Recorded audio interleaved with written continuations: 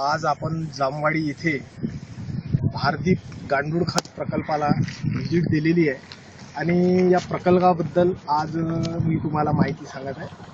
आणि हा प्रकल्प जामवाडी इथे असून दारवा रोड, तालुका जिल्हा यवतमाळ इथे आहे। गांडूळ खत इथे जे बनवलं आहे दोन पद्धतीने बनवलेलं आहे, एक तर शेडमध्ये आणि दुसरं आहे गड्ड्यामध्ये बनवलेलं आहे।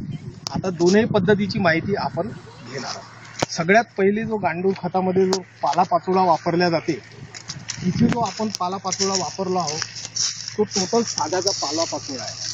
हा जो साग आहे याचं एक कारण म्हणजे त्याला सगळ्यात कमी वेळ डिकम्पोजिशनला लागतो आणि कमीत कमी वेळेमध्ये हा टोटल डिकम्पोज होते। आणि दुसरी गोष्ट म्हणजे याच्यामध्ये सागामध्ये थोडं नत्राचं जो प्रमाण आहे ते जास्त असते। दुसरी गोष्ट म्हणजे ताजं शेण न वापरता जे शेतकरी गड्ड्यामध्ये टाकतात आणि जे शेणखत तयार करतील तसं आपण शेणखत मागवून घेतलेलं आहे। आणि टोटल जो आपण इथे जो वापरणार आहोत तो शेण न वापरता आपण हा डिकम्पोज झालेला शेणखत वापरणार आहोत। हा जो ढीग बघून राहिले हा टोटल हा डिकम्पोज झालेला शेणखत आहे।